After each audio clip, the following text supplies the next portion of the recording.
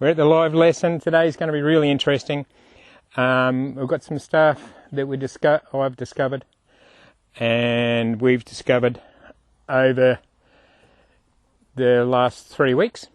And I've done 3 practice sessions each week and the Saturday live lesson. So 4 times a week. We've been doing this little pattern here just for fun. And 2 horses at liberty around what we call a Southern Cross, which is a 5-point pattern. So a centre and 4 corners. Pretty easy. Southern Cross because we live in Australia. And it's a point of reference. Okay, so some of the things we discovered, I might just show you what happens. So we've got 2 different striding horses. So this is a short strider, this one's a long strider, this is Major, my old boy.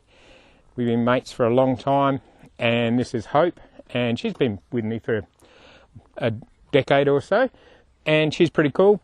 But they're different leadership wise, they're different movement wise. This one's got one eye. Well, he's a bit blind in one eye, sometimes blind in both eyes, and she's not as educated as he is, but let's just see what happens. So I'm going to run him round. So as I send off to this marker on the corner here, Hope, my big girl, is going to be on the inside, Major's going to be on the outside. Now what happens is the less educated horse on the inside might hold the educated horse on the outside. Depends how the educated horse feels today. So let's have a look at it. Oh, I wanted to point out, the reason we started these lessons was to give you guys something achievable, you know, because there's a lot of content you'll see on the internet that's all produced. It's a Hollywood version of horsemanship. So that might become a tagline, Hollywood horsemanship. So it all looks fantastic. And, you know, when you get out there and practice yourself, you think, oh, you know, this isn't going like it did on the video. Or you watch somebody who's got a schooled horse do a demonstration and you think, oh man, you know, I must be terrible. But it's not the problem. Horsemanship is hard sometimes. Sometimes you've got to do things over and over and over. And sometimes you've got to change yourself a lot, even though you don't want to. You've got to change your habits. So to become a good horseman, you've got to change a lot of small things. So it's not one big change. It's a lot of small things, and it's the way you look at stuff.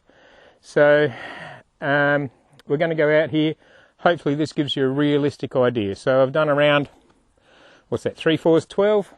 12 times I've done this little pattern here, and I think it's about enough. I don't want to bore my horses. I don't want trick-trained horses. I'm not running a circus. It's different. I want thinking horses. Anyhow, you're sleeping horses at the moment. So I'm going to send them out around the marker. I'll stop waffling on. And come on, Major. God. Excuse me, old boy. Wake up. So he's 24 now. That corner there. Okay, now careful not to walk backwards too much, Liam. Now they're going out around my broken marker that's just been destroyed by a visitor. So now I'm going to walk backwards. Hopefully I'll hook a horse on. And here it comes. And I'm going to speed her up just for fun. So I stepped backwards and waved my stick. Okay, so I was being bossy. Mr. I can do as least as possible, followed along behind. So she came in. This is something. Sorry, I'm just trying to get over my horse running at me, waving its head like it's trying to yield me. So she comes in, she sees me going backwards, being bossy, and says, yeah, I'll come in faster than you want. And he says, I'm not going anywhere near you while you like that. It's fantastic.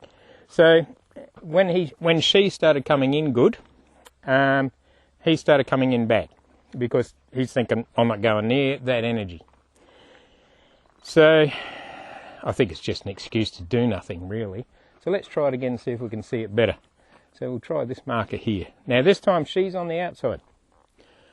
So you get out there. So they came in, they're a little bit slow, but I want to talk about, hopefully you've got it memorised, how they came in. That one. No, not that one. This one. So I'm going to try and steer them from behind here. I'm walking backwards again. Just wave your leg, Liam, wave your leg. Don't let him through. Oh, God. What did you go through there for? All right, come on, you guys. Here comes one. Now suddenly he's got impulsion because he's in front and she hasn't. And she's making faces at me. So at least she came in with reasonable impulsion. Okay. So, yeah, you've got to block that corner there, mate. Don't let them run between there. They'll think that's fantastic. All right, so, this is my son Liam. Again, he's my famous photographer. And you haven't waved your finger in front of anything today. So, Liam's 16 now. So, he's getting his driver's license soon, so it'll be fun. And, yeah, right. So, we went over there, went a bit off track. But you notice when I'm drawing them in, asking them in, this is important, because this pattern is supposed to be doing something for the horse. It's a forequarter bring in, okay, so the forequarter comes towards me. So it's not the hindquarter giving and the forequarter, the hindquarter steering the forequarter, it's the forequarter coming in, okay. So if you do too many of those sort of turns, just with your forequarter without the hindquarter underneath, it's bad for your horse. Okay, so when you're riding, it's not balanced. The hindquarter's got to be under your horse as you do the turn. Not too much, because you can put too much weight on the hind. Yes, that is true. But just, it's got to be bending. They need to be bending their back legs and working properly. So at the moment, they're running this pattern, and I can draw them in, like I did. And without getting the hind underneath. Now when I run them separate, I'll do one separately. Who should we do? We'll do you, Buggerlugs. Come here. Okay, so I'm going to send him off around that marker there. Okay, hopefully it works. Okay, off at a trot, mate. Stay out there. Come on. Now I'm going to work that hind there. Yes, Major, work that hind. Oh, God, the other one's gone. Oh, you've got to love a live lesson, don't you? So I'm going to focus on what I was doing. Oh, God. Okay, that was fun. We might do that again.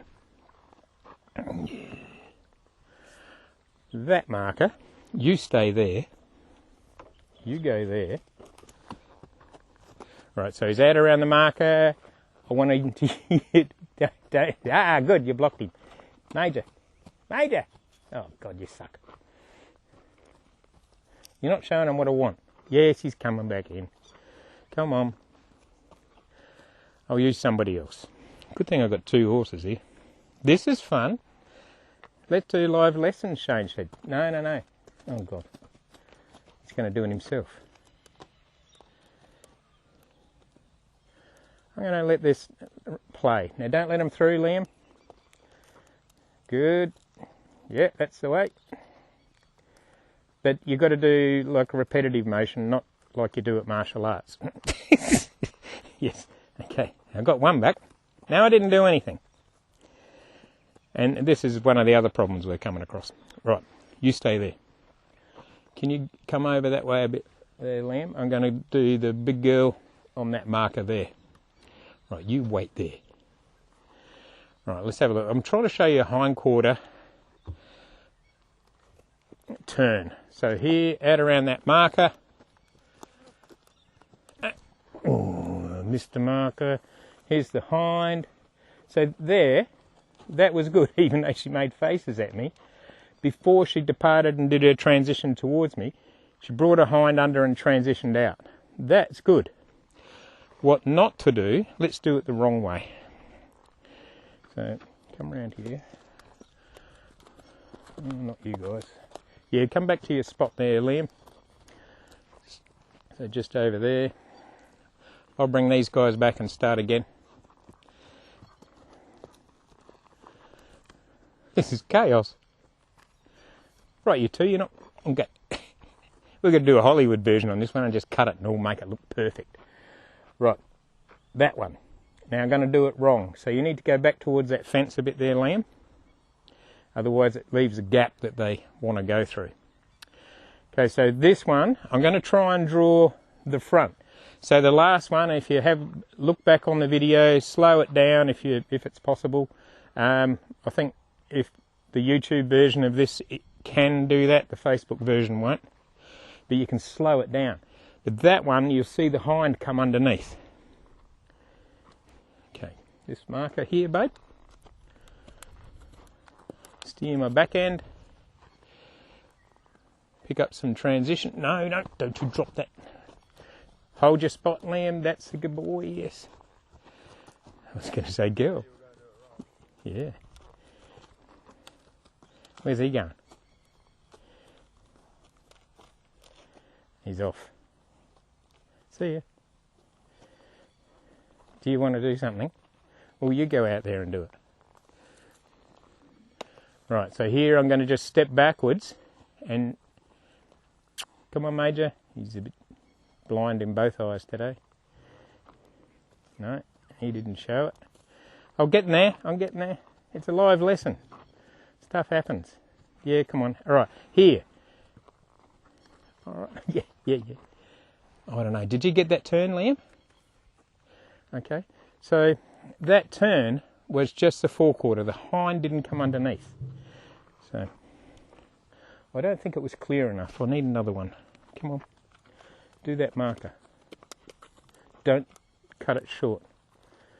Steer the back end a little, block the front end a little. Good. Here, I'm going to walk backwards. Watch the forequarter come in. Walking backwards. There.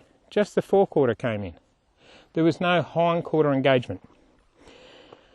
Okay, so that wasn't really clear, but hopefully you understand what I mean. Okay, so if the front's just coming around, that's all lovely, they're turning and everything, but it's not really good for developing this and twisting this to get the horse's hind underneath them. Okay, so I want that, I need that. That's the whole purpose of doing good groundwork. So at the moment, I can muck around and play around with this, and get the hindquarter working better and get the forequarter working better, and I can muck around with that for a bit because this is 3 weeks in a row now. Okay, it's enough for me. It's just me personally, because otherwise, here I'll show you what happens. I just send them off with no instructions, right? They go around the marker. One does a transition, and the other one comes back. I didn't do anything. That's not what I want. I'm supposed to be in charge of that transition. I'm supposed to be in charge of when the turn happens, and I'm supposed to be in charge of both of them sticking together. Now I could muck around with that a bit more if it was important, if it was developing the horse's body for some point. That's not mental engagement anymore. That's just automatic. And for the horse, it's boring. For me, it's boring. I'd like to be in control of the acceleration, deceleration, and be in control of the turn. So I need to give this a rest, is my point. At the moment, I can go down in this big paddock. Can you show that big paddock out the back there, Liam? So you show right at the top of the hill. Yep. All right, I can go out. I can stand up in this arena here. I can whistle once. By the time I get down to the gateway to let them in, my horses are there. I leave this gate open the gate down the bottom, and they walk up and grab some feed up here that I put up here for them. But if I keep doing this too many times, all the feed in the world isn't going to get them at that gate, because they're going to go, nah, you're too hard to get along with. Okay? So, or they'll run past me like galloping crazy things. So, because I'm not important, the food is. So I'm going to quit it on that. The things we've learnt is when this horse's energy comes up, it backs that horse off a bit. We've also learnt that, and I could work with that and just keep mucking around with it, and I will. But I've got to get them both better doing it singly. For those of you who watched the first lessons, they were just practicing singly. Actually, to be honest, my single version that I started off with in these live lessons is going really good. So now I can send these horses out. From my goal in those lessons was to send the horse out, bring it back, and be in control of transitions. And I am when there's one. When there's two, it's a whole new ball game. And I could get transitions. I could do big turns or small turns. And then the next one was to get to get these two horses at liberty, which is kind of fun. But enough fun. I think we need to develop these horses' top line, get their hindquarter working better, and plus I don't have to walk around so much. Oh, and those of you who've watched from the beginning, you remember these guys all had limps. Okay, so they're a bit limpy. It was pretty green out there. I made sure their hooves were trimmed up a bit, and that was better. But really, it was range of movement that they needed. So the range of movement has really helped them. So even my old boy, he's still a bit weak on his left lead, but he's going good now. So they need exercise physically, good exercise. And they need mental stimulation. So if you've got a horse, you've got to do both of those things. So I'm going to, if you guys are interested, now I'm going to do some riding. I'm going to develop the top line on, so I've done the bareback and bridleless turns and transitions, which was good fun as well. So this horse here, I'd really like her to use her top line more. I might muck around with my old boy as well, but probably not for the camera because it's not important. He's done a good job in his life, and we'll just use him for what he's capable of. Is that a chicken in the background? So, and there's my daughter and her friend going for a trail ride. See ya. And we've got a clinic on here today. So it's all happening down here today. So these horses are doing pretty good considering there's a whole heap of new horses over in those yards over there. Alright, so next week we'll do this again. I'm going to start during the week with rein positions and developing collection and impulsion on the Southern Cross. So if you're in for that, I'll be doing that in a hackamore, by the way. So that's just a halter with two reins, not any fancy rawhide, Bosalino. Oh, it is a Bosalito. Oh, there's too many words. Anyhow, it's just a rope halter with two reins. Okay, it's not one of those crossover fancy things that puts pressure on your horse. It's just a halter with a rein underneath. So you could do it with a halter and a lead rope.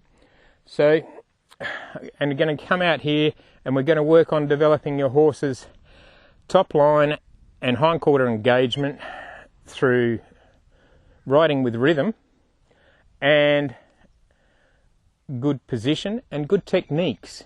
Okay, what to reward and what not to reward. Okay, so if you're interested in developing your horse's top line and making it healthier, remember horses aren't meant to be ridden unless we do develop their top line, so you better tune in. If you've got any comments or questions on any of this, or disagreements, I'm always up for a conversation. So, if you want to say, oh, I don't think that's right, Shane. I always find that's interesting because it depends on there's so many variables in horsemanship that they need to be talked about. There's not rules, there's only principles. So we'll have a look at that next week. During the week, I'm going to practice my rein positions in my hackamore, rope hackamore. So if you want to join in next Saturday, we'll see you there.